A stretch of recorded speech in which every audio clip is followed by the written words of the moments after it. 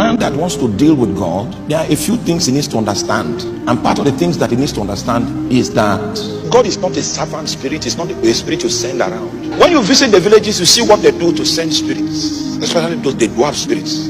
You don't send God. In fact, when you come before him, you will need to learn how to wait. Because it's not because you know how to pray. That's the reason why he will show up. He will show up because he wants to show up. You know, you don't wait for anything because your food is fast food, Indomie. You just do it like this. You shake it with egg.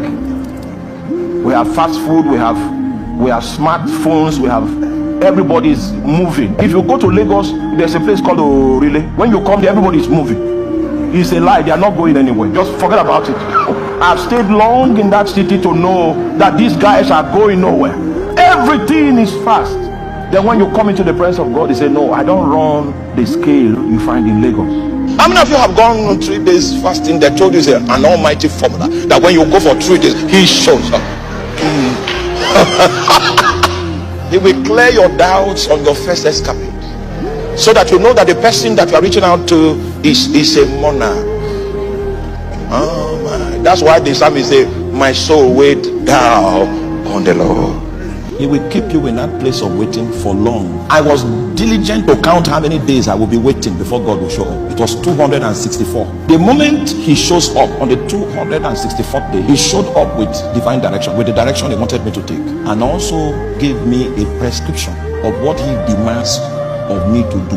You know, it was me that determined that I wanted to deal with him. When he came, he now showed me what he wants. That means he gave me a prescription of how to do the one that will please him. The one I did was based on my own prescription, and I felt I was doing something. In his own eyes is the one that he eventually comes to reveal to you. That's the one that will please him. And that one that will please him has no form of compatibility with the flesh at all. You begin to see what the spirit craves is different from what the flesh craves. The only way to do that kind of work is that you know that he's king. That's the only way. And you are traveling from your heart and not your head. The moment you say, we got it, that moment you have lost it. Because God cannot be put in a formula. He must be sought out. He must be sought out. Remember, Enoch had no Bible. He couldn't read John chapter 4 and receive refreshing. The windows of ventilation and encouragement were few, but the guy so walked with God and God took him. You see, it's easy to do wait and take Christianity, something like a fast food, Indomie and egg. But you say you want to walk with the spirit, many times it will detain you.